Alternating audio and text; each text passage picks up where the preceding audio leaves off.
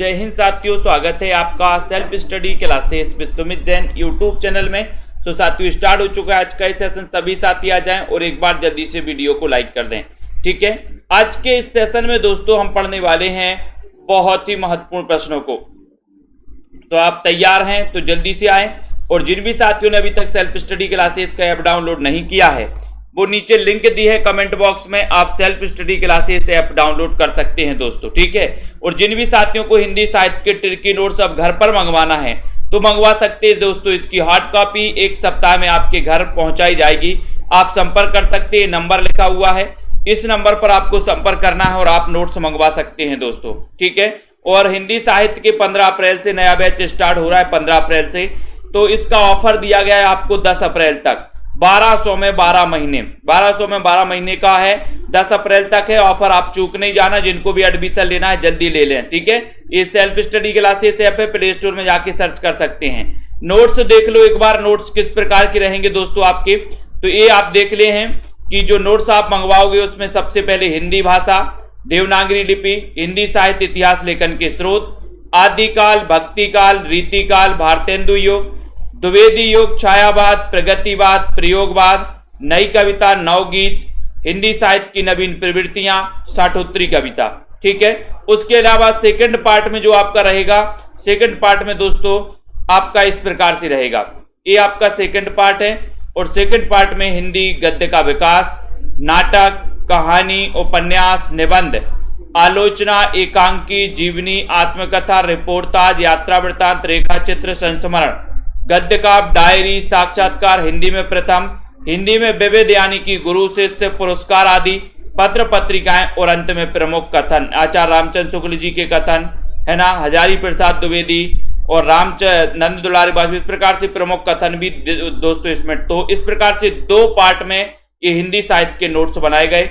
इस प्रकार से आपको नोट्स मंगवाना है तो आप मंगवा सकते हैं, ठीक है। तो आपको यहाँ पर आपका प्रश्न है, लालटीन की छत ये उपन्यास किसका है? जल्दी से बताना है फटाफट से और एक बार लाइक कर दें। सभी साथी जिनको नोट्स मंगवाना है वो संपर्क करें। लालटीन की छत ये उपन्यास किसका है? बताइए। अयोध्या सिंह उपाध्याय हरिऔध का, श्रीनिवास दास का, निर्मल वर्मा का या फिर गोपाल राम गहमरी का? सभी लोग बताएंगे एक साथ और कमेंट जरूर करें।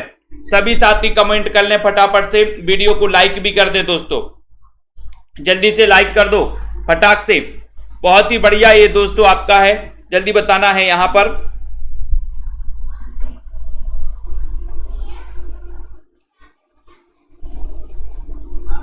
फटाफट से। तो यहां पर आपसे पूछा गया लालटीन की छत ये उपन्यास किसका है? ये उपन्यास आपको बताना है। बहुत ही बढ़िया उपन्यास है लालटीन की छत।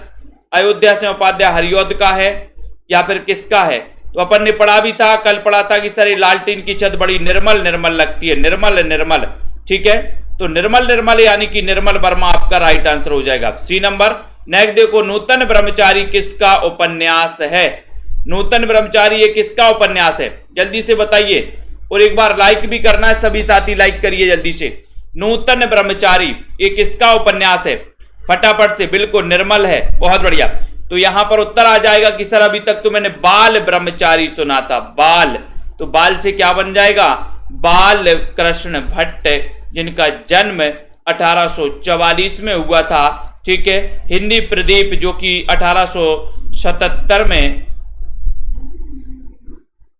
दोस्तों ये प्रकाशित हुआ था और आपको पता है कि इसके संपादक थे बालकृष्ण भट्ट जी।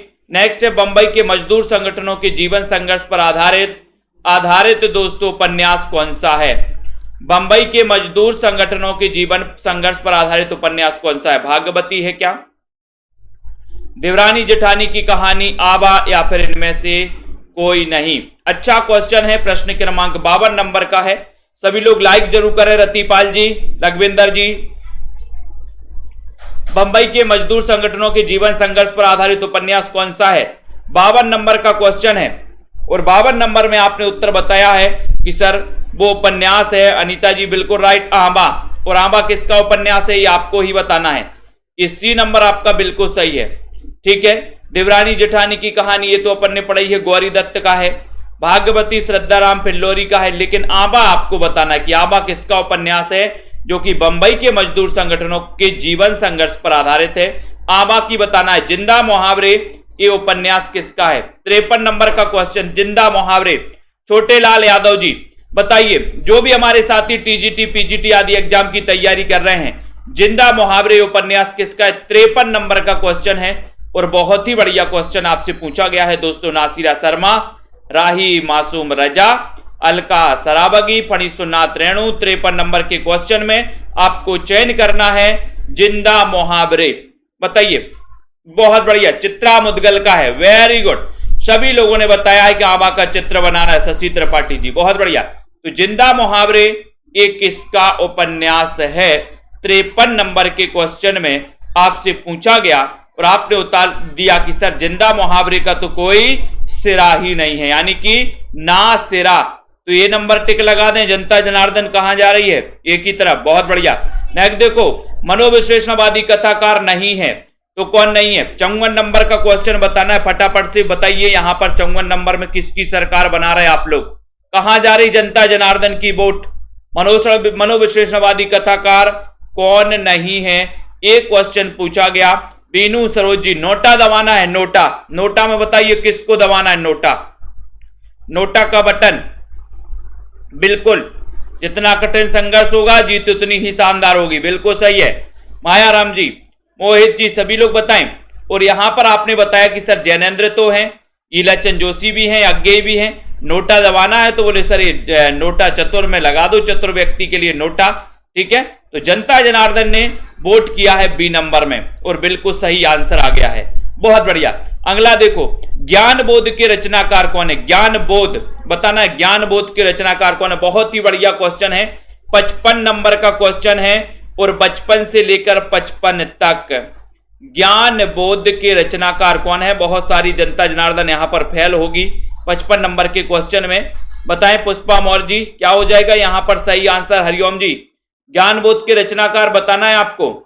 कौन माने जाते हैं ज्ञान बोध के? मुस्कान वर्मा जी। और बहुत सारे लोगों ने सही आंसर लगा दिया, यहां पर राइट आंसर लगा दिया मलूक दास। बहुत बढ़िया, यानी कि आपका जो मलूक दास है वो बिल्कुल सही है। ज्ञान का बोध हो गया मलूक दास को। ज्ञान का बोध किसको हो गया? मलूक दास को हो गया। B number correct. नीमा किस कवि की माता का नाम है?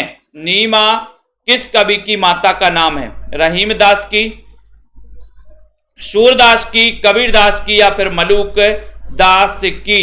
56 नंबर के क्वेश्चन में आपको उत्तर बताना है। नीमा किस कवि की माता का नाम है? प्रश्न है 56 नंबर और बहुत ही बढ़िया आपसे प्रश्न पूछा गया। लाइक कर दो हमारे सभी साथी। नीमा बताया आपने। 56 नंबर में राइट आंसर बता दिया कबीर। अब कबीर की बात आई है तो इनका जन्म भी बता दो और इनकी रचनाएं भी बता दो। सी नंबर, कबीरदास का जन्म कब हुआ था? नेक्स्ट, निरंजनी संप्रदाय के प्रवर्तक कवि कौन है? 57 नंबर का क्वेश्चन है।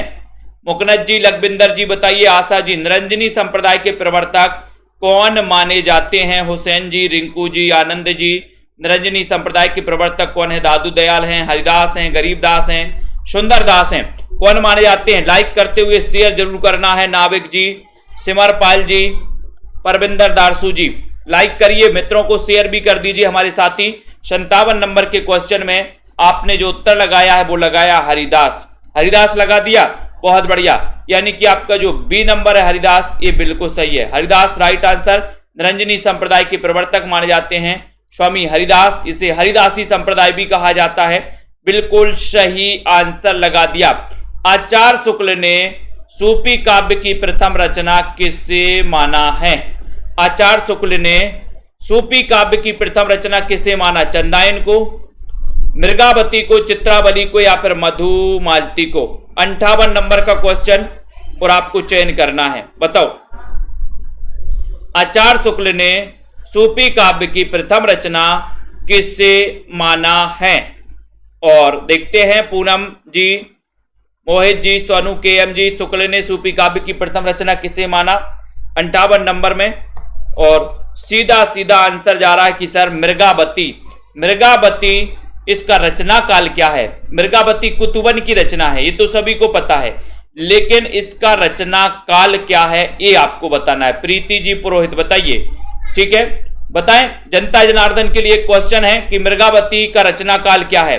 किस शब्द के एक से अधिक बार आने पर हर बार दोस्तों अलग अलग अर्थ होने पर कौन सा अलंकार होता है। यहां पर दिया है कि किसी शब्द के एक से अधिक बार आने पर और हर बार अलग अर्थ होने पर बताना है वहां पर कौन सा अलंकार होता है। 59 का आंसर, और बहुत सारे लोगों ने बता दिया 1503, यानी कि मृगावती का रचना काल है 1503। बहुत बढ़िया, वेरी गुड।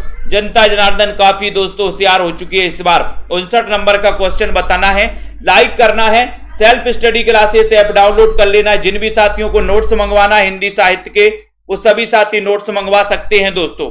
यहां पर क्वेश्चन बढ़िया सा पूछा गया है आपसे और बढ़िया सा उत्तर भी आने चाहिए आपका।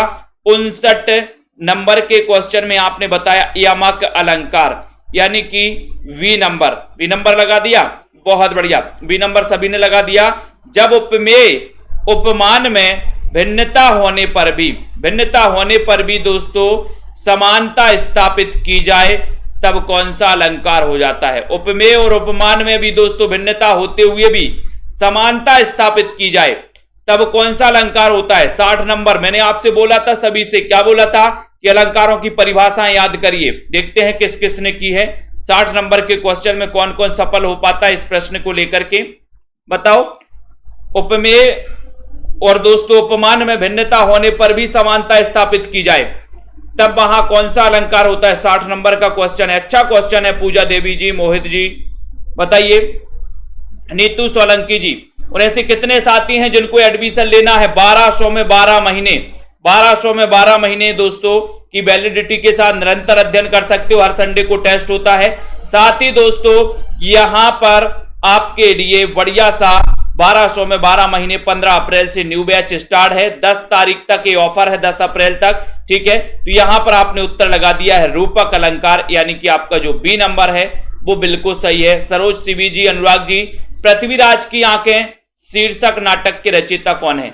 61 नंबर का क्वेश्चन है, अनिल कुमार जी बताइए। गुरप्रीत जी, आशा जी, जसवीर जी, पृथ्वीराज की आंखें शीर्षक नाटक के रचयिता कौन है।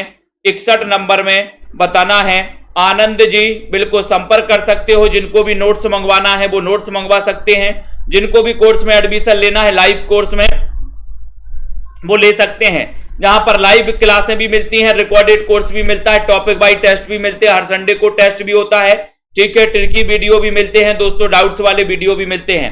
पृथ्वीराज की आंखें शीर्षक नाटक के रचयिता कौन है 61 नंबर के क्वेश्चन में आपसे पूछा गया और 61 नंबर में आपने उत्तर बता दिया है कि सर वो है राम कुमार वर्मा, यानी कि सी नंबर आपका बिल्कुल सही है। सी नंबर आपका राइट आंसर है।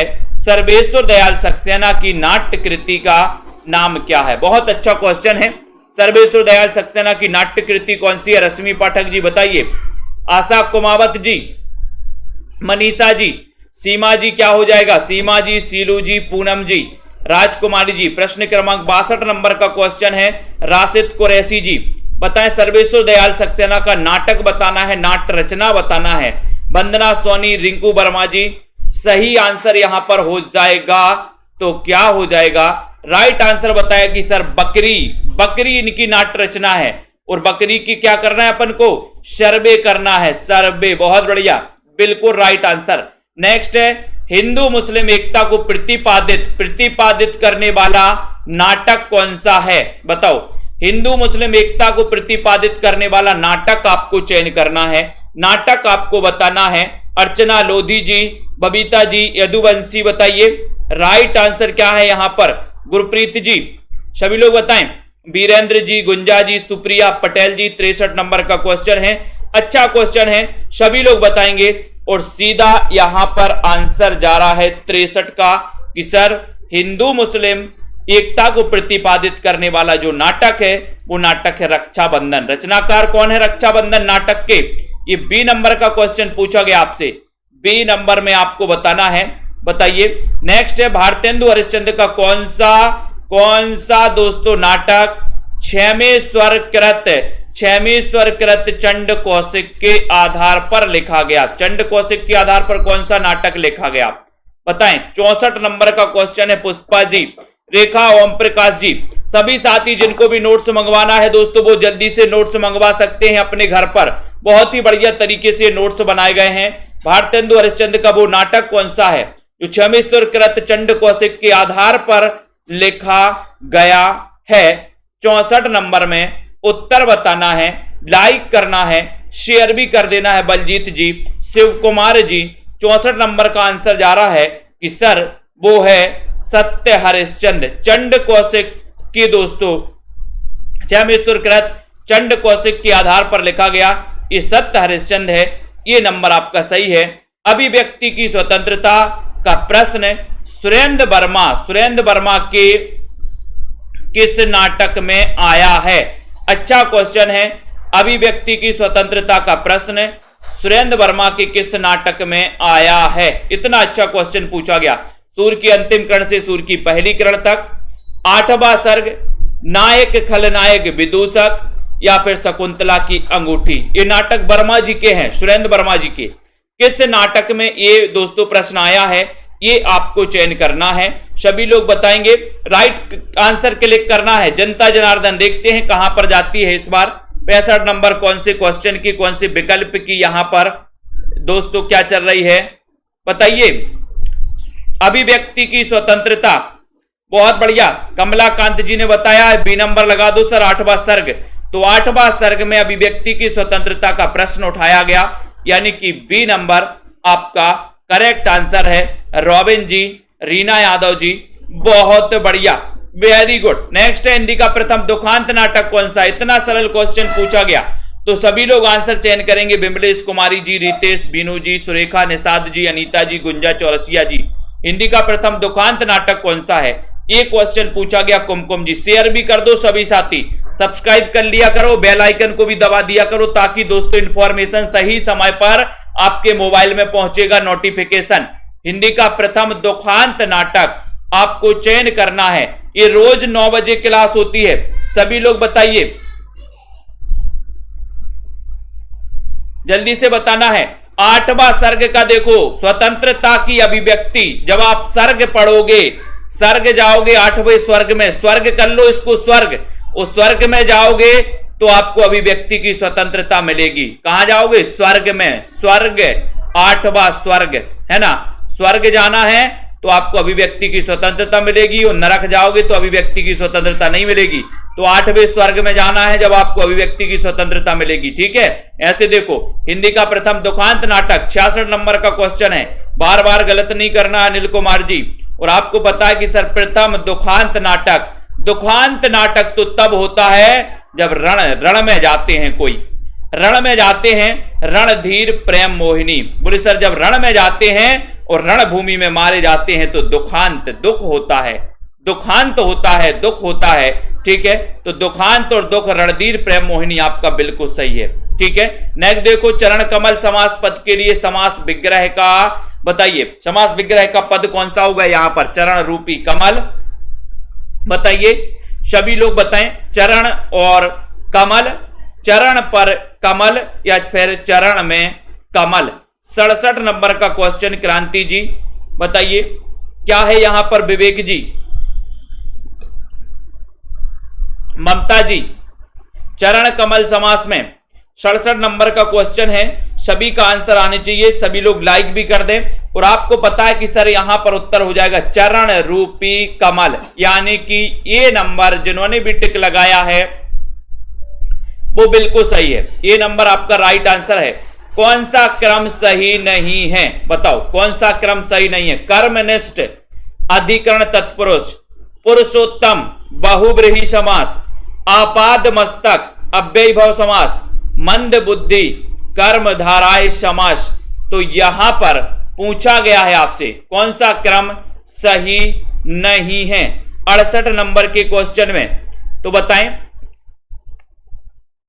कौन सा सही नहीं है। देखते हैं कौन कौन बताएंगे यहां पर। राखी जी, वीरेंद्र जी, आशा कुमावत जी, सही आंसर बताना है। मंजू जी, प्रमांशु जी, सभी लोग बताएं और लाइक जरूर कर देवें जल्दी जल्दी से। शेयर भी कर दो अपने मित्रों तक दोस्तों। ये क्लास रोज रात्रि 9 बजे होती है। और जिनको भी पेड क्लास में एडमिशन लेना है 1200 में 12 महीने का ऑफर चल रहा है। 15 तारीख से 15 अप्रैल से न्यू बैच है, ठीक है। तो पढ़ाई तैयारी कर सकते हैं। न्यू बैच बहुत देर में शुरू होता है दोस्तों, इसलिए इंतजार अब खत्म हो चुका है आपका 68 नंबर का क्वेश्चन में। और 68 में आपका सीधा आंसर जा रहा कि सर पुरुषोत्तम, ये गलत है। पुरुषोत्तम में बहुव्रीहि समास नहीं है, यानी कि बी नंबर आपका सही हो जाता है, जो कि आपने भी बिल्कुल सही बताया है, ठीक है। रीमा यादव जी सी नहीं बी पुरुषोत्तम, ठीक है। किस क्रम में समास का सही विग्रह नहीं हुआ है? 69 नंबर का क्वेश्चन, बहुत ही बढ़िया प्रश्न पूछे जा रहे हैं यहां पर। किस क्रम में समास का सही विग्रह नहीं हुआ? मुरलीधर यानी मुरली धारण करने वाला अर्थात कृष्ण, दोपहर यानी कि दोपहरों का समाहार, पतिव्रता पति का व्रत लेने वाली स्त्री, कनकलता यानी कि कनक के समान लता। तो बताओ किसका विग्रह सही नहीं हुआ है? तो आपको बताना है, बताइए 69 नंबर के क्वेश्चन में कौन कौन यहां पर सही आंसर बताएंगे। सही आंसर बताना है पूनम सैनी जी, रजनी जी, और सभी लोगों ने लगभग ठान ही लिया है कि सर हम सही उत्तर ही बताएंगे। यानी कि मुरलीधर तो सही है, दोपहर भी सही है, कनकलता भी सही है, लेकिन ये पतिव्रता पति का व्रत लेने वाली स्त्री, ये दोस्तों सी नंबर यहां पर गलत हो गया। सी नंबर यहां का उत्तर हो गया। सी नंबर आपका दोस्तों ये सही है। ये समास का सही विग्रह नहीं है। रस के कितने अंग होते हैं? रस के कितने अंग होते हैं बताओ। कमलाकांत जी रस के अंग बताना है, 2, 4, 5 या फिर 6, बताइए कितने अंग होते हैं रस के? 2 होते हैं, 4 होते हैं, या फिर इंदु जी बताइए। संदीप विश्वकर्मा जी, सोनिया प्रजापति जी, रस आपने पढ़े हैं, भरत मुनि ने 8 रसों की चर्चा की है, जिनमें शांत रस नहीं माने दोस्तों, है ना। 4 अलंकारों की चर्चा की है भरत मुनि ने, ठीक है। सबसे प्राचीन संप्रदाय माना जाता है, कौन सा माना जाता है? रस संप्रदाय। और रस के कितने अंग माने गए ये आपको बताना है, और कौन कौन से माने गए ये भी अगर आप बता दो तो बड़ा उत्तम होगा, बड़ा ही अच्छा लगेगा। आपने बताया कि सर रस के अंग होते हैं 4 होते हैं, यानी कि वी नंबर आपका बिल्कुल करेक्ट आंसर है। वाक्यम रसात्मकम काव्यम कहने वाला आचार्य कौन है? 71 नंबर का क्वेश्चन, बहुत ही बढ़िया प्रश्न है। वाक्यम रसात्मकम काव्यम कहने वाले जो आचार्य हैं वो आचार्य कौन है? 71 नंबर का क्वेश्चन है, सभी लोग बताएंगे। बहुत ही बढ़िया प्रश्न है दोस्तों यहां पर, वाक्यम रसात्मकम काव्यम। 71 नंबर में देखते हैं कौन कौन सही आंसर चयन कर पा रहा है, कौन कौन उत्तर नंबर लगा रहा है। और उत्तर है कि सर ये आचार्य विश्वनाथ लगा दो, ये बी नंबर आपका करेक्ट है। हालाते कन्हैया किसकी रचना है? हालाते कन्हैया पूछा जाता है कई बार, दीपा जी। हालाते कन्हैया के रचनाकार कौन है? खालिक खलक है, रहीम है, अमीर खुसरो या फिर अकबर हैं? कौन बताएगा? जनता जनार्दन किसकी ओर जाएगी?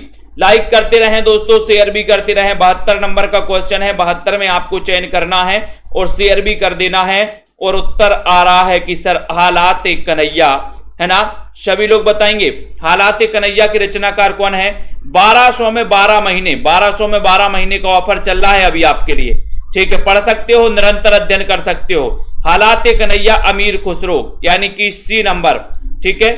सी नंबर आपका सही आंसर लगाया है संतोष जी। प्रबंध चिंतामणि के रचयिता कौन है? 73 नंबर का क्वेश्चन है, बहुत ही बढ़िया क्वेश्चन है। शेयर कर दो अपने साथियों तक दोस्तों, वीडियो को लाइक भी कर दो। हिंदी साहित्य के संपूर्ण कोर्स के जिनको भी नोट्स मंगवाना है वो नोट्स मंगवा सकते हैं, संपर्क कर सकते हैं दोस्तों। अपने घर 1 सप्ताह में आपके घर नोट्स पहुंच जाएंगे बाई पोस्ट, ठीक है। तो बताएं प्रबंध चिंतामणि के रचनाकार कौन माने जाते हैं? 15 अप्रैल से न्यू बैच स्टार्ट हो रहा है, तो न्यू बैच में आप शामिल हो सकते हैं। न्यू बैच बड़ी मुश्किल में दोस्तों स्टार्ट हो पाता है, ठीक है। तो आप लोग शामिल जरूर हों। प्रबंध चिंतामणि के रचनाकार कौन है? 73 नंबर का क्वेश्चन, और बहुत ही बढ़िया क्वेश्चन है कि सर हमें मेरू का प्रबंध करना। मेरू, मेरू मतलब क्या होते? पर्वत शिखर। तो मेरू का क्या करना है? पर्वत, ये प्रबंध करना है। तो प्रबंध की चिंता है, काय की चिंता? मेरू के प्रबंध की चिंता। तो मेरू तुंग मनोहर में कौन सी संधि है? 74 नंबर का क्वेश्चन। ओम प्रकाश जी बताइए, क्षमा नायक जी, मनोहर में कौन सी संधि मानी जाती है? एक क्वेश्चन आपसे पूछा गया। सुनीता जी सही आंसर क्या है? कुमारी नेहा जी, मंजीत जी, सभी लोग बताएं। ट्रिक भी समाहित किए गए हैं मंजीत जी, ट्रिक भी बीच बीच में जहां जैसी ट्रिक बनती गई है तो नोट्स में ट्रिक भी निकाली गई है। मनोहर में कौन सी संधि है, 74 नंबर का क्वेश्चन है।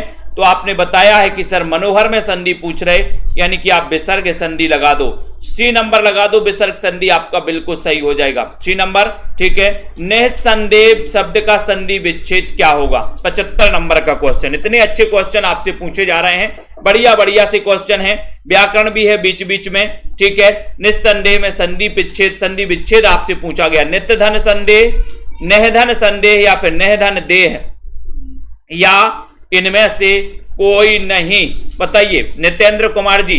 75 नंबर का क्वेश्चन और सीधा सीधा आंसर जा रहा है कि सर ये नेह धन संदेह हो जाएगा, नेह धन संदेह। जसवीर जी बी नंबर सही हो जाएगा, यहां पर नेह धन संदेह आपका राइट आंसर हो जाएगा। ठीक है, अगला देखो, छायावाद शब्द का सबसे पहले प्रयोग किसने किया, छायावाद शब्द का सबसे पहले प्रयोग किसने किया, जयशंकर प्रसाद ने, मुकुटधर पांडे ने, सुमित्रानंदन पंत या फिर श्रीधर पाठक ने। बहुत ही बढ़िया क्वेश्चन है। 1918 से लेकर के 1936 का जो युग माना जाता है वो माना जाता है छायावाद का युग, जिसके प्रवर्तक जयशंकर प्रसाद माने जाते हैं। आचार्य शकुन ने मुकुटधर पांडे को माना दोस्तों। लेकिन यहां पर छायावाद शब्द की बात हो रही है तो आप क्या उत्तर बताते हो, देखने वाली बात यह है कि जनता जनार्दन आखिर कहां जाती है, किस विकल्प की ओर आगे बढ़ रही है। सोनू केएम जी बिल्कुल सही आंसर बताया है कि सर छायावाद शब्द का सबसे पहले प्रयोग तो किया था मुकुटधर पांडे ने, स्वच्छंदतावाद शब्द का सबसे पहले प्रयोग तो किया था मुकुटधर पांडे ने, लेकिन छायावाद के जो प्रवर्तक हैं वो कौन है, जयशंकर प्रसाद। यानी कि इस प्रश्न का उत्तर तो आपका बी नंबर है, जिन्होंने भी बताया उनका आंसर बिल्कुल सही है। तुलसीदास किसकी रचना है दोस्तों, तुलसीदास एक खंड काव्य है और तुलसीदास एक कवि भी हैं, लेकिन यहां पर तुलसीदास रचना पूछी गई तो तुलसीदास ये बताइए किसकी रचना है, खंड काव्य है, कई बार पूछा गया है, पूछा बताना है आपको। गीता देवी जी, सोनिया जी बताएं। 77 नंबर के क्वेश्चन में लाइक करते हुए आगे बढ़ना है और तुलसीदास ये किसकी रचना है ये भी आपको बताना है और सीधा सीधा आंसर आपका जा रहा है कि सर ये तुलसीदास बड़ा निराला कवि था, निराला कवि था। ये बी नंबर मैंने आपको बताया है कई बार कि तुलसीदास अपनी पत्नी रत्नावली से बहुत प्रेम करते थे दोस्तों, बहुत प्रेम करते थे, इतना प्रेम करते थे, इतना प्रेम करते थे कि जब इनकी पत्नी रत्नावली एक बार मायके गई तो तुलसीदास से रहा नहीं गया और एक दो दिन में मायके पीछे पीछे पहुंच गए। नदी चढ़ी थी दोस्तों, मुर्दा पर बैठकर नदी पार कर गए, रस्सी सांप को रस्सी समझकर दोस्तों इनके घर में चढ़ गए ऊपर। रत्नावली ने कहा कि इतना प्रेम करते हो आप हमसे, इतना प्रेम अगर भगवान श्री राम से करोगे तो भव सागर से तर जाओगे। तुलसीदास ने पता है क्या बोला, हद तेरी की, जिसके लिए मैंने नदी नहीं देखी, जिसके लिए मैंने सांप नहीं देखा, जिसके लिए मैंने अंधेरी रात नहीं देखी, वो ये बोल रही है। छोड़ छाड़ के तुलसीदास निकले और चित्रकूट के घाट पे भाई संतन की भीड़, तुलसीदास चंदन घसे तिलक देत रघुबीर। तो यहां पर बी नंबर दोस्तों मैंने आपसे कई बार बताया है कि सूफी काव्य धारा में क्या हुआ है कि पत्नी को दोस्तों, पत्नी को ये जो ईश्वर की पूजा की है वो पत्नी के रूप में की है। यानी कि जिस प्रकार से एक प्रेमी का प्रेमिका से, प्रेमिका का प्रेमी से दोस्तों मिलने का जो उत्सुकता होती है, जो दोस्तों उनकी वो होती है, उसी प्रकार से अगर भगवान के प्रति अगर आपकी उत्सुकता, आपकी श्रद्धा बढ़ जाए तो मैंने कहा था कि भगवान स्वयं आपके दोस्तों सामने खड़े हो जाएंगे। जैसे तुलसीदास जी की श्रद्धा, जितना प्रेम उन्होंने पत्नी से किया उससे ज्यादा प्रेम कहीं भगवान श्री राम के उसमें लगा दिया, तो भगवान खुद स्वयं आते हैं तिलक देने। ठीक है, तो तिलक देत रघुबीर। नए पत्ते कैसे होते हैं, बोले सर नए पत्ते की बात मत करो, नए पत्ते तो निराले होते हैं, निराले होते हैं, यानी कि बी नंबर निराला आपका राइट आंसर हो जाता है, बी नंबर आपका बिल्कुल सही हो जाता है। हिंदी के विशाल मंदिर की वीणा पाणी किसे कहा जाता है दोस्तों, 79 का क्वेश्चन बताना अनिल कुमार जी, लाइक करना है। निराला, रामेश्वर, जयशंकर प्रसाद या फिर महादेवी वर्मा।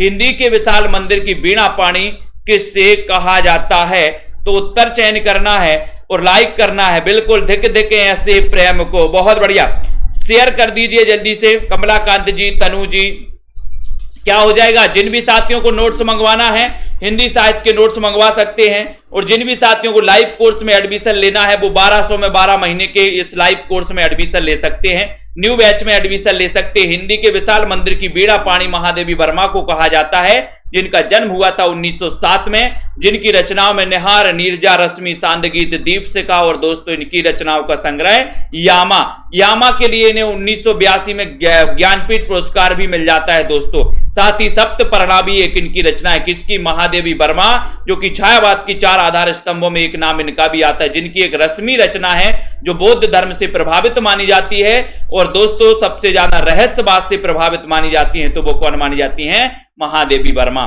ठीक है। हरी घास पर क्षण भर शीर्षक काव्य संकलन के रचनाकार कौन है? 80 नंबर का क्वेश्चन है, शेयर कर दो अपने साथियों तक। राखी जी, आराधना जी, अर्चना श्रीवास्तव जी, कुमारी नेहा जी, बहुत ही अच्छा क्वेश्चन है। हरी घास पर क्षण भर शीर्षक काव्य संकलन के रचनाकार कौन है? इतना अच्छा क्वेश्चन पूछा गया और इतना अच्छा हरी घास पर क्षण भर। और 80 नंबर में आपका उत्तर हो जाता कि सर अज्ञे लगा दो, यानी कि आप बी नंबर, सी नंबर लगा दो, अज्ञे लगा दो। ठीक है। अज्ञे की किस काव्य ग्रंथ की आरंभिक पंक्तियों पर उमर खय्याम की रुबाइयों का प्रभाव है दोस्तों? बताइए। यहां पर 81 नंबर का क्वेश्चन पूछा गया है, उमर खय्याम की रुबाइयों का प्रभाव किस काव्य ग्रंथ की पंक्तियों, आरंभिक पंक्तियों पर है? ये बढ़िया सा क्वेश्चन पूछा गया राजीव मौर्य जी 81 नंबर के क्वेश्चन में। और 81 नंबर के क्वेश्चन में आपका उत्तर हो रहा है कि सर वो रचना है बाबरा अहेरी। वो रचना कौन सी है? बाबरा अहेरी।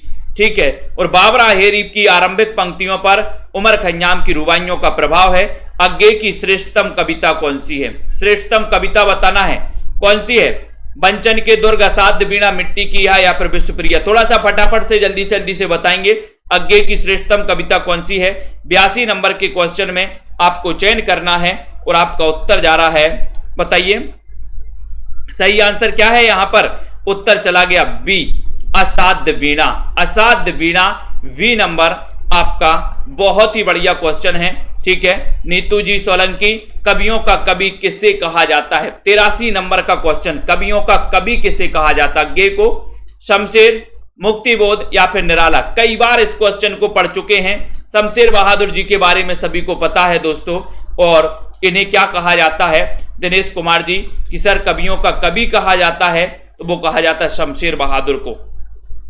ठीक है। यानी कि आपका उत्तर बी नंबर बिल्कुल करेक्ट आंसर होता है, कवियों का कवि शमशेर बहादुर को कहा जाता है। बहुत बढ़िया, बिल्कुल सही है। रचना के आधार पर वाक्य कितने प्रकार के होते हैं? 84 नंबर का क्वेश्चन पूछा गया आपसे। आलोक सिंह जी बताइए, रचना के आधार पर वाक्य कितने प्रकार के होते हैं? बहुत ही बढ़िया तरीके से आपको चयन करना है। और सभी को पता है, मैंने आपको बताया था कि एक होता है अर्थ के आधार पर, ठीक है, और दोस्तों एक होता है रचना के आधार पर। अब आप कंफ्यूज हो जाते हो। ठीक है। क्या कहा जाता है? एक तो अर्थ के आधार पर पूछा जाता है और एक रचना के आधार पर पूछा जाता है। तो आप कंफ्यूज होते हो कि हम रचना के आधार पर बता रहे हैं या अर्थ के आधार पर बता रहे। तो मैं बहुत ही अच्छी ट्रिक आपको बता रहा हूं कि जब रचना के आधार पर पूछा जाए तो रचना में 3 वर्ण आते हैं, रा, चा और ना। ये 3 वर्ण आते हैं तो रचना के आधार पर 3 प्रकार के होते हैं दोस्तों, सरल, मिश्र और संयुक्त। ठीक है, 3 प्रकार के होते हैं। और अर्थ के आधार पर 8 प्रकार के होते हैं। आ से बनता है 8 और आ से बनता है अर्थ। ठीक है, आ से अर्थ और आ से 8। तो अर्थ के आधार पर 8 है और रचना के आधार पर 3। ठीक है, बढ़िया। ईश्वर आपको सफलता दे वाक्य है, बताओ संकेत वाक्य है, आज्ञावाचक वाक्य है, इच्छावाचक है या फिर निषेध वाचक है? 85 नंबर का क्वेश्चन है। अजित जी बताइए सही आंसर यहां पर क्या जा रहा है? सभी लोग बताएंगे। दारसू शर्मा जी 85 नंबर के क्वेश्चन में ईश्वर आपको सफलता दे वाक्य किस प्रकार का माना जाता है? लाइक करते हुए शेयर भी करना है। बहुत ही बढ़िया क्वेश्चन है दोस्तों। और यहां पर उत्तर जा रहा है कि सर ईश्वर आपको सफलता दे, ये तो कोई व्यक्ति इच्छा से ही कहता है। इच्छा से कहेगा तो सी नंबर यानी इच्छावाचक आपका बिल्कुल सही है। माटी की मूर्तें, इसकी विधा क्या है? इसकी विधा आपको बताना है। ठीक है, ये तो पता है आपको कि इसकी रचनाकार राम वृक्ष बेनीपुरी हैं, लेकिन इसकी विधा क्या है? विधा भी पूछी जाती है। ममता जी बताइए। प्रियंका कुमारी जी राइट आंसर क्या है? अरुण राजपूत जी, ओम प्रकाश जी, सृष्टि ठाकुर जी। 86 नंबर का क्वेश्चन है।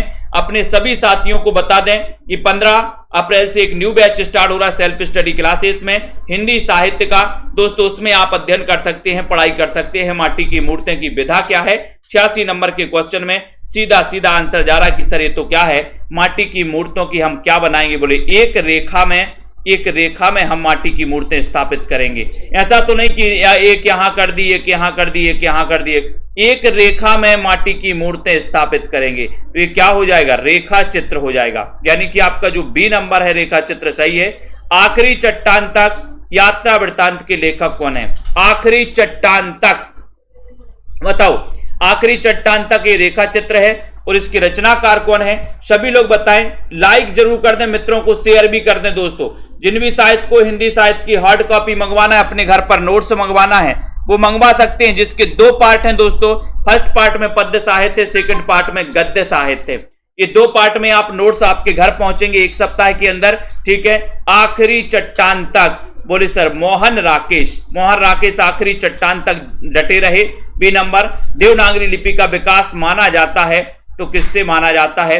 88 नंबर का क्वेश्चन तनु जी, आकाश जी बताइए। हरमिंदर जी, देवनागरी लिपि का विकास किससे माना जाता है? एक अच्छा क्वेश्चन। देववाणी से, ब्राह्मी से, खरोष्टी से या फिर रोमन से? तो सभी को पता है देवनागरी लिपि का जो विकास माना जाता है वो ब्राह्मी लिपि से माना जाता है। बी नंबर ब्राह्मी लिपि आपका सही है। संघ की राजभाषा हिंदी और लिपि देवनागरी होगी। बताइए ये किस अनुच्छेद में कहा गया?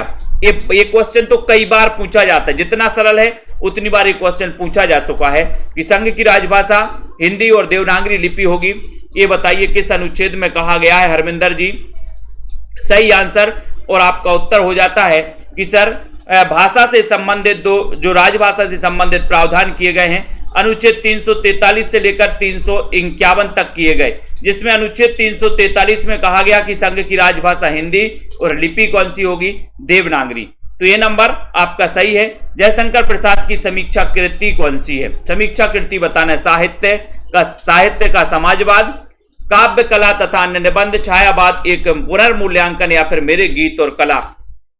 बताएं शिव कुमार जी, सभी लोग बताएंगे। लाली यादव जी, आराधना पाल जी, दिया जी। 90 नंबर का क्वेश्चन है, बहुत ही बढ़िया क्वेश्चन है दोस्तों। और जयशंकर प्रसाद की समीक्षा कृति कौन सी है? 90 नंबर के उत्तर प्रश्न में आपको उत्तर बताना है और आपका उत्तर है कि सर जयशंकर प्रसाद की जो समीक्षा कृति आप पूछ रहे हो वो कौन सी है? कौन सा लगा रहा है आप लोग? बहुत बढ़िया। राधिका जी, रजनी बाला जी बिल्कुल सही आंसर लगाया कि सर काव्य कला तथा अन्य निबंध, इसके रचनाकार हैं जयशंकर प्रसाद। यानी कि आपका जो बी नंबर है, बी नंबर वो बिल्कुल सही है। काव्य कला तथा अन्य निबंध के रचनाकार कौन है? जयशंकर प्रसाद हैं। बी जिन्होंने लगाया उनका आंसर सही है। सी वाले बहते गए हैं धार में। कौन सा मार्क्सवादी विचारधारा का आलोचक नहीं है पूछा है। ये क्वेश्चन आ चुका है 91 नंबर में। बताओ कौन सा मार्क्सवादी विचारधारा का आलोचक नहीं है, यानी प्रगतिवादी विचारधारा का आलोचक नहीं है, ये बताना है। अनीता जी बताएं। आलोक जी हिंदी बताइए, कौन सा मार्क्सवादी विचारधारा का आलोचक नहीं है? बताएं। दिनेश वीर जी, जसबीर सिंह जी, नेहा सिंह जी, संदीप विश्वकर्मा जी। 51वें नंबर का क्वेश्चन है। सौरभ वर्मा जी, लिटिल जी। और सीधा सीधा आंसर जा रहा है कि सर यहां पर नामवार से हैं। शिवदान सिंह चौहान भी प्रगतिवादी आलोचक हैं, रामविलास शर्मा भी प्रगतिवादी आलोचक हैं, नामवार से भी हैं। कौन नहीं है? विजय देव नारायण शाही नहीं है। उत्तर चला गया डी की तरफ। डी नंबर सही है। धनवान का विलोम क्या होगा? धनवान का विलोम 92 का आकिंचन होगा, किंकर, कंचन या फिर धनाढ़ होगा। क्या हो जाएगा धनवान का विलोम? मिंकी जी बताइए। परमिंदर जी, अर्चना श्रीवास्तव जी। 92 नंबर का क्वेश्चन है, धनवान का विलोम शब्द क्या हो जाएगा यहां पर? और सीधा सीधा क्वेश्चन है। सुनीता प्रजापति जी लाइक करते हुए शेयर करिए। और 92 का उत्तर आपको बताना है। उत्तर चला जाता है कि सर धनवान का विलोम होता है आकिंचन। आकिंचन बताया जिन्होंने उनका आंसर तो सही है, और किंकर बताया वो नहीं है। ये भी छोड़ो, ये भी छोड़ो, उत्तर हो गया आकिंचन। धनवान का विलोम होता आकिंचन। तो ये नंबर आपका करेक्ट और राइट आंसर है।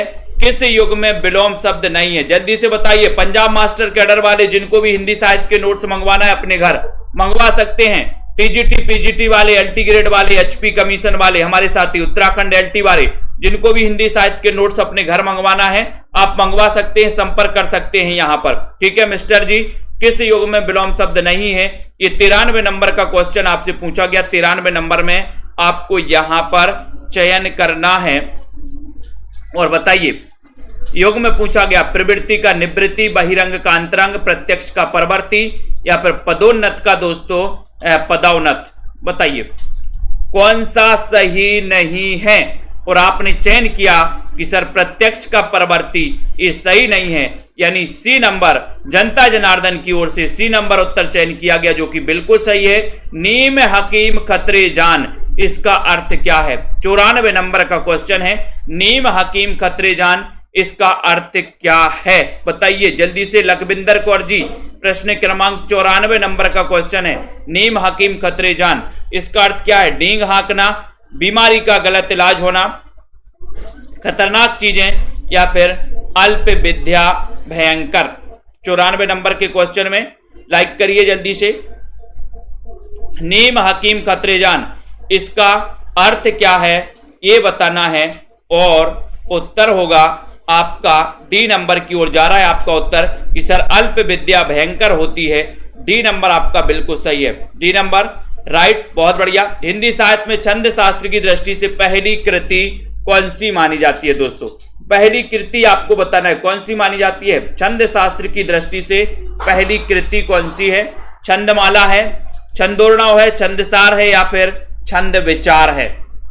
तो 95 का नंबर और बिल्कुल सही आंसर यहां पर पूछा गया है। बताएं सभी लोगों का उत्तर आ रहा है कि सर ये छंद शास्त्र की दृष्टि से पहली जो कृति है वो कृति है अनुराग जी, वो कृति है कौन सी? छंदमाला। छंदमाला यानी कि ए नंबर आपका करेक्ट है, ए नंबर आपका सही आंसर है। ठीक है, छंदमाला ये दोस्तों छंद शास्त्र की दृष्टि से पहली कृति मानी जाती है। ठीक है, चौपाई छंद में मात्राओं की संख्या कितनी होती है? 96 नंबर सही आंसर है। यही चौपाई अपभ्रंश में 15 मात्राओं का छंद होता है दोस्तों अपभ्रंश में, और यही चौपाई हिंदी में कितनी मात्राओं का होता है ये आपसे पूछा गया है। बताओ चौपाई यानी 4 पाई, और 4 पाई को स्क्वायर कर दो तो कितना हो जाएगा? 16 हो जाएगा, 16। 4 पाई को स्क्वायर कर दो 16 हो जाएगा, यानी कि यहां पर आपका उत्तर सी नंबर सही हो जाएगा 16। ठीक है, नेक्स्ट सिंहावलोकन आत्मकथा के लेखक कौन है? सिंहावलोकन ये किसकी आत्मकथा है? यशपाल, शेठ गोविंदास, चतुर्सेन शास्त्री, शांति प्रिय द्विवेदी। सिंहावलोकन आत्मकथा के लेखक कौन है? 97 नंबर का क्वेश्चन है।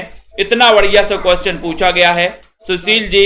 97 नंबर के क्वेश्चन में सीधा सीधा आंसर जा रहा कि सर सिंह, सिंह का क्या होता है? यश होता है। जंगल में सिंह का क्या होता है? यश, और सिंह से सिंहावलोकन यश होता है, तो यशपाल लगा दो यानी ए नंबर लगा दो, बिल्कुल सही है। मेरी असफलताएं आत्मकथा किसकी है? मेरी असफलताएं वियोगी हरि, बाबू गुलाब राय, यशपाल या फिर महात्मा गांधी? बोले सर गुलाब से रिलेटेड मेरी असफलताएं बहुत हैं, मेरी असफलताएं बहुत हैं, गुलाब है ना, तो याद करो यहां पर बिल्कुल सही है। बहुत बढ़िया क्वेश्चन है, जल्दी से बताना है आपको। मेरी असफलताएं आत्मकथा किसकी है? 98 का बाबू गुलाब राय, यानी बी नंबर बाबू गुलाब राय आपका सही है।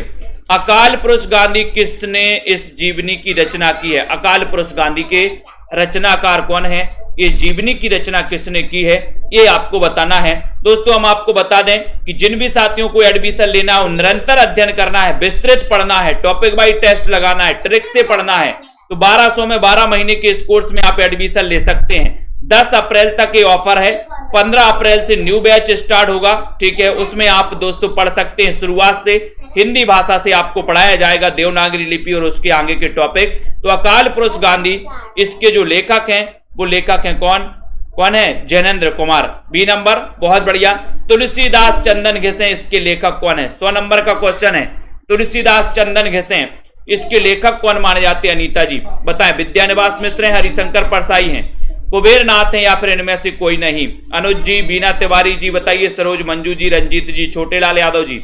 तुलसीदास चंदन घिसें इसके लेखक कौन है? और बहुत ही बढ़िया क्वेश्चन है और देखते हैं कौन कौन बता रहा है।